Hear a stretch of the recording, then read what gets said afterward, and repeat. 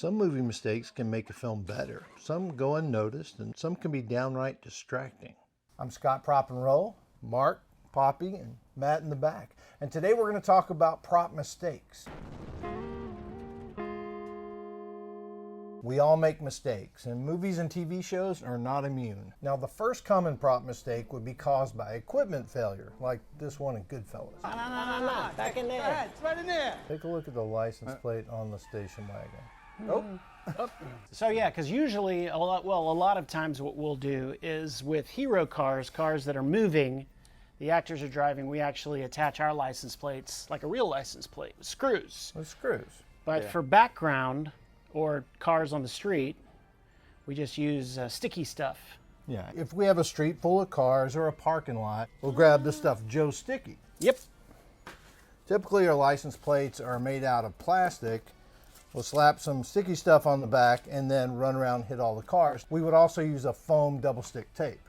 And I'm guessing they probably used double stick tape, and if it never stuck that well. Now this is the version we saw on cable for years, all through the 2000s, but if you were to stream it on Max or Netflix, it would be fixed. They went back and digitally fixed it, so you don't see it anymore. Oh, wow. Which kind of makes me sad, because I like looking for the old little It's like fun Easter eggs. It's like the Goodfellas special edition. They added some stormtroopers.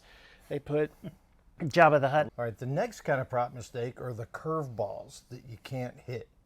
And this happened to American Sniper. I would like to see the baby. He's got his thumb. He's kind of hiding his thumb a little bit when it cuts back right here. Yeah. Right here. He's the puppeteer. Oh man, that's so good. Such a good just being actor. behind the monitor though, just watching this. Oh yeah. Those I Clooney's guarantee Had to you. be brutal. Bradley, can you make the baby more realistic?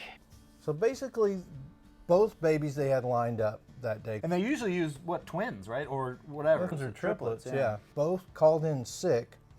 The prop master, typically we don't have a hyper-realistic baby unless it's requested. So the prop master had to get on his truck and get his Walmart, baby doll out of the toy bin, or what we would use as a stand-in for when they're lighting. And that's what you're seeing here. I'm not giving anyone in the prop department a hard time. This is just a horrible situation for the prop master to be in. And my thought is they should have gone back and reshot it. They should have done it without the baby. I know. Why did they not reshoot it? That's crazy. Yeah. It's just a baby. Then you have the continuity mistake. Now check out this clip from summer of '03. Watch the girl in red's ice cream cone. See her ice cream? Boom! Oh. Hello. That's a prop thing, because if you look at the entire rest of the scene, all of them have a pretty consistent level. So the fact that that person allowed that to get to that level at any point is wrong, is a mistake. What's funny when you watch this back too is the girl in the middle almost clocks it right before it cuts over. If you watch her eyes, she looks down at it for a second. Oh yeah. There's a little, Yeah, I was like, is this gonna be a problem? or you know what I think she was probably really thinking? God, this girl eats a lot. That's our fourth cone. Yeah. Have you ever had something like that happen? Well, I mean, I did something similar, but it was for a commercial, as I recall, but it was an ice cream scene like this, but it was in the middle of the Texas summer, and we didn't have a ton of ice cream. It was everywhere, it was so it was like a nightmare. There's a guy on TikTok that makes fake ice cream. It's great, you gotta see it. Scott Prop and Roll, I believe. You start with a little over a pound of powdered sugar and a tub of cake frosting. You stir in the powdered sugar in small increments and then keep stirring. You add powdered sugar until it becomes almost like a bread dough. You want to check the consistency as you go, and this looks pretty good. This is real ice cream, and here's our fake. I call it type 2. Diabetes.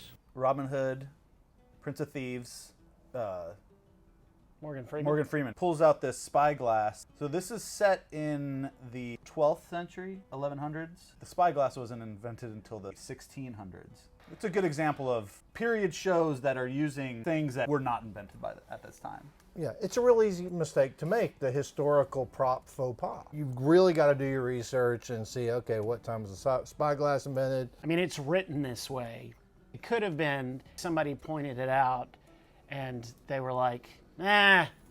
Odds are there was a historian on set. They had a tech advisor that was an expert on this time period. Their job is to inform the director, hey, you really wouldn't have this. And sometimes the director will say, well, we're going to use that artistic license. The AD probably got on Channel 1 and was like, okay, somebody take the historian to craft service right now. Can I play that guitar over there? All right, I guess we'd call this another curveball or just bad luck for a prop master.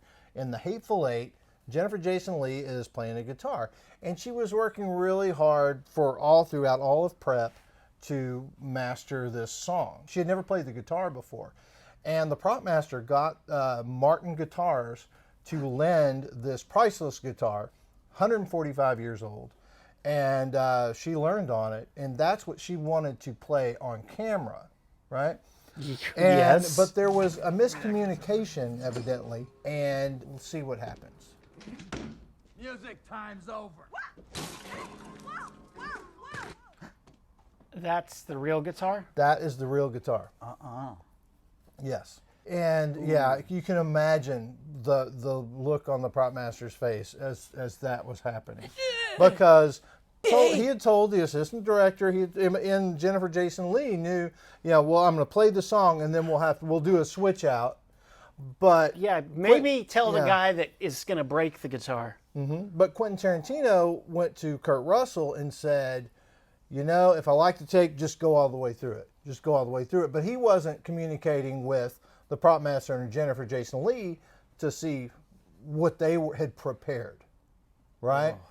So Kurt Russell thought it was a prop guitar, or he didn't know that one of the guitars was priceless. Right. That was a fun L&D report to write. It was wonderful publicity for the movie because every mass media publication had a story about it.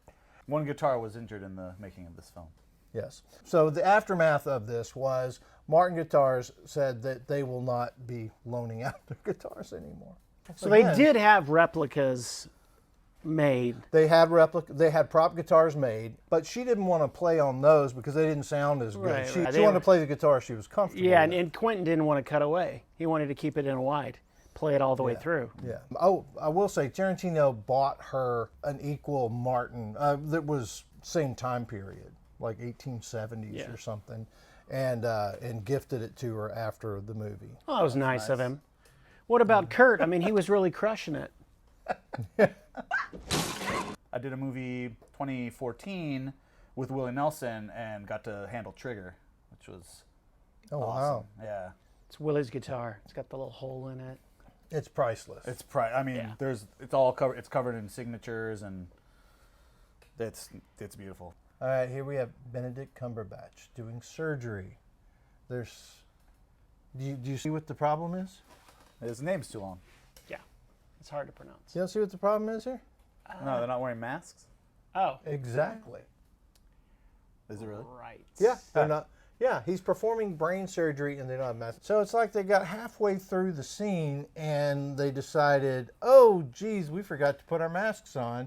Are we going to go reshoot it? Nah, let's just put them on now. Seems like the smart thing to do would be to reshoot it.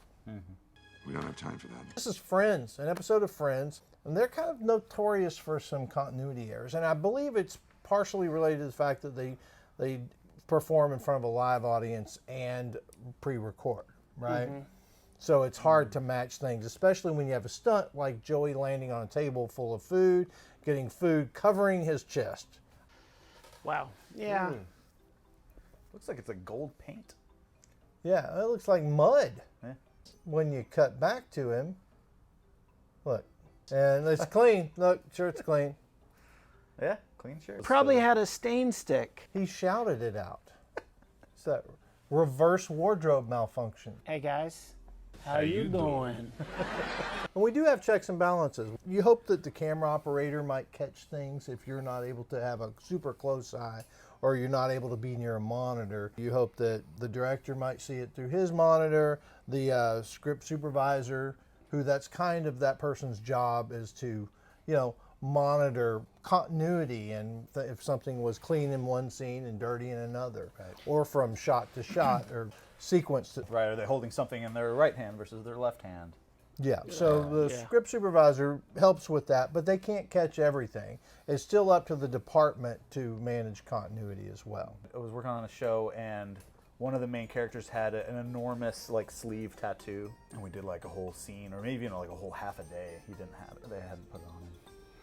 Oh, kind of thing. Well, that's all I got. Thanks for watching Prop Masters reacting to prop mistakes. And everybody makes mistakes. Except when we do it, it's immortalized forever for everyone to see. Yeah, but nobody's throwing shade.